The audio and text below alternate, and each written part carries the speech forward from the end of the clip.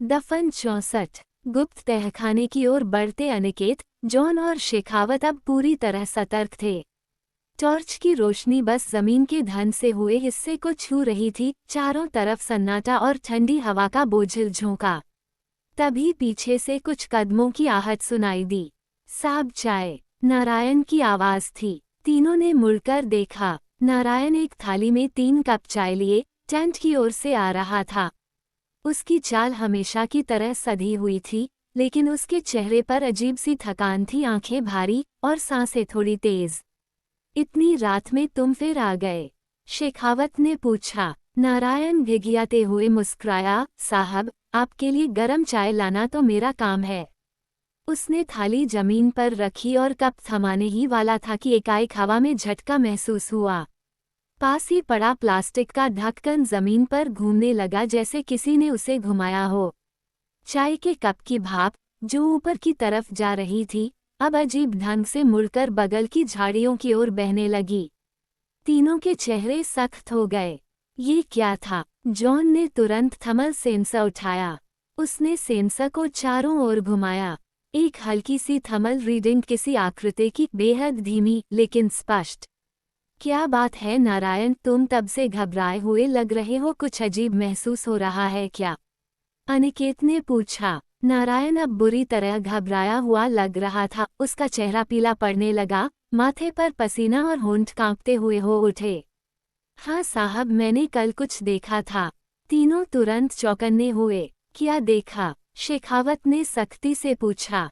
नारायण कांपते हुए बोला, जब मैं रात में हल्का होने निकला था तो पीछे झाड़ियों में कुछ कुछ खड़ा था, काली परछाई जैसी। इंसान नहीं था साहब, उसके पांव जमीन से नहीं टिके थे, वो हवा में कुछ इंच ऊपर तैर रहा था और उसकी आंखें वो चमक रही थीं, एकदम अंगारों जैसी।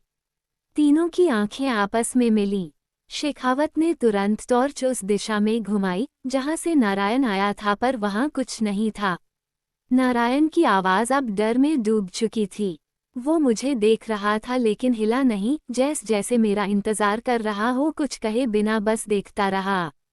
जॉन ने धीमे स्वर में कहा, ये वही है जो नीचे से हमारे साथ बाहर आया है, या शायद जो अब भी नीचे है, लेकिन बाहर के लोगों पर असर कर रहा है।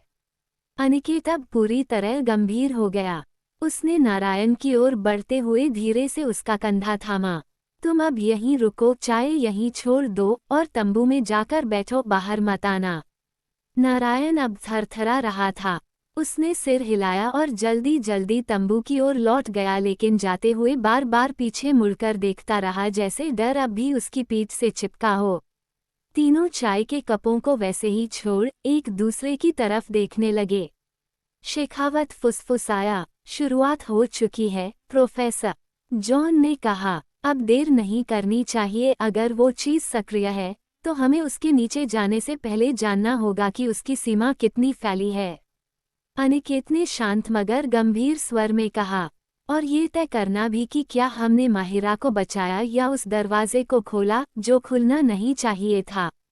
जैसे ही नारायण तंबू की ओर भागा, उसके डर की छाया अब तक हवा में पसरी हुई थी। तीनों की आंखें उस दिशा में जमी थीं जहां से वह आया था, पर वहां अब भी सिर्फ झाड़ियां थीं, हिलती, फुसफुसाती और किसी अनदेखे भय की गवाह बनती। रात अब और गहराने लगी थी। आसमान में बादल छाए थे और चांद कभी कभी उनके बीच से झांकता, जैसे वो भी देखना चाहता हो कि अब क्या होने वाला है।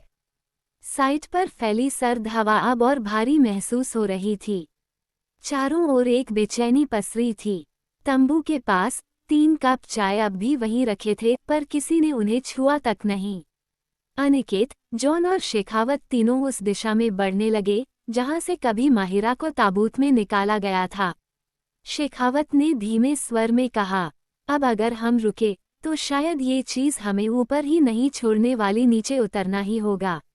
अनिकेत ने सहमति में सिर हिलाया। लेकिन इस बार हमें तैयार रहना होगा, ये सिर्फ इतिहास नहीं, आत्माओं की छाया है।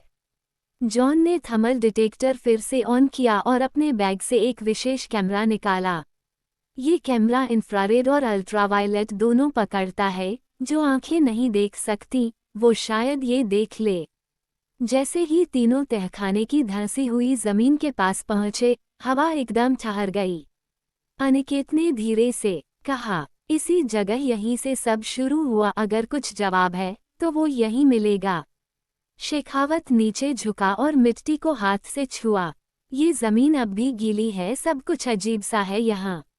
जॉन ने अपने उपकरण एक्टिव कर लिए, इलेक्ट्रोमैग्नेटिक रीडिंग्स, थर्मल स्कैनिंग, और फिर एक हल्की सी धड़कन जैसी ध्वनि सेंसर पर उभरी। जॉन तुरंत बोला, यह कोई दिल की धड़कन नहीं, ये कंपन है जैसे कोई घड़ी किसी प्राचीन यंत्र की धड़कन। अनिकेत ने वहीं पास रखे अपने बैग से एक छोटा सा फोल्डिंग लैडर निकाला, वही जो उन्होंने पहले खोज के वक्त इस्तेमाल किया था। नीचे उतरना होगा, शेखावत ने गंभीर स्वर में पूछा। क्या माहिरा को यहीं से निकाला गया था? हाँ, अनिकेत ने सिर हिलाया, और अब हम जानेंगे वो यहाँ पहुंची कैसे। शेखावत दीवार के पास खड़ा हुआ और कुछ सोचते हुए बोला, एक बात और प्रोफेसर। अनिकेत उसकी ओर देखता है। जिस ताबूत से माहिरा मिली थी वो कहाँ है अब? ये सवाल तीर की तरह चुप्पी चीर गया। अनिकेत ने कुछ पल चुप रहकर जवाब दिया, हम उसे वहीं छोड़कर ऊपर आए थे, सोचा था बाद में उसे सुरक्षित निकालेंगे, उम्मीद है वहीं मिले। तीनों अब एक एक कर नीचे उतरने लगे।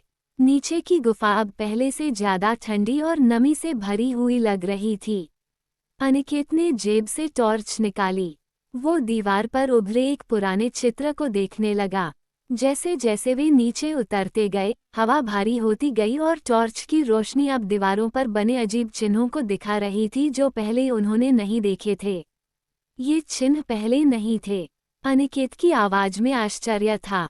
शेखावत ने छूकर देखा, नहीं, ये हाल में बनाए गए लगते हैं, उंगलियों से खुरचे हुए। जॉन बोला, हाँ सही कहा, जैसे किसी ने अपनी मौजूदगी दर्ज की हो, लेकिन क्यों? अनिकेत ने अब अपनी पॉकेट से वह धातु की प्लेट निकाली। जैसे ही प्लेट उन चिन्हों के करीब आई, उसकी सतह पर धीमी नीली चमक फैलने लगी। ये प्रतिक्रिया दे रही है। जॉन चौंक कर बोला। अनिकेत की आंखें चौड़ी हो गईं। मतलब ये चिन्ह किसी ऊर्जा से जुड़े हैं और ये प्लेट उसका स्रोत पहचानती है। उसी कोने में अब भी वो पत्थर का हिस्सा था जहां से माहिरा को निकाला गया था, लेकिन अब वहां कुछ और था। शेखावत ने झुककर देखा, यह क्या है? उसने मिट्टी हटाई और एक टूटा हुआ धागा निकला, लाल कलावा। अनिकेत ने उसे देखते ही पहचान लिया, ये ध्रुव का है। जॉन ने आश्चर्य से पूछा, तुम्हें कैसे पता? अनिकेत की आवाज धीमी मगर ठोस थी। ध्रुव इसे हमेशा पहनता था और राजस्थान वाली साइट पर ये उसके हाथ में था, मैंने खुद देखा था। शेखावत ने कलावा उठाया, तो इसका मतलब ध्रुव यहाँ आया था। तीनों अब स्तब्ध थे। अनिकेत ने धीरे से कहा, या फिर कोई शक्ति उसके माध्यम से काम कर रही है, क्योंकि मैं नहीं मान सकता कि ध्रुव ऐसा कर सकता है। और उसी क्षण जैसे किसी ने जमीन के नीचे कुछ खिसकाया हो, एक धुंधली सी आवाज गूंजती है, मानो किसी ने बहुत अंदर से किसी बंद द्वार को खटखटाया हो। तीनों चौकन्ने हो गए। शेखावत ने तुरंत इशारा किया, सामने दीवार देखो, वहां कोई कंपन हुआ। जॉन ने थर्मल डिटेक्टर आगे किया और स्क्रीन पर उभरी एक आकृति की छाया, जो इंसानी नहीं थी और न पूरी स्पष्ट, मानो वह दीवार के पार थी, लेकिन दीवार उसे रोक नहीं पा रही थी। अनिकेत ने गंभीर स्वर में कहा, हमें अभी वापस जाना होगा, ये गुप्त तहखाना अब हमें नीचे नहीं, अपने अंदर खींचना चाहता है। शेखावत ने धीमे मगर सख्त स्वर में कहा, और अब मैं खुद इस तह में उतरूंगा। अनिकेत जी, मुझे आपकी बातों से एक बात पक्की लगती है, अगर ये सच ना खोला गया तो ये सिर्फ इतिहास नहीं, लोगों की जिंदगियां निगल जाएगा। कहानी आगे जारी रहेगी। कहानी पसंद आने पर लाइक करें, सब्सक्राइब करें और अपने मित्रों से साझा करना न भूलें। कहानी के लिए हॉरर लव स्टोरीज चैनल को फॉलो करें। धन्यवाद।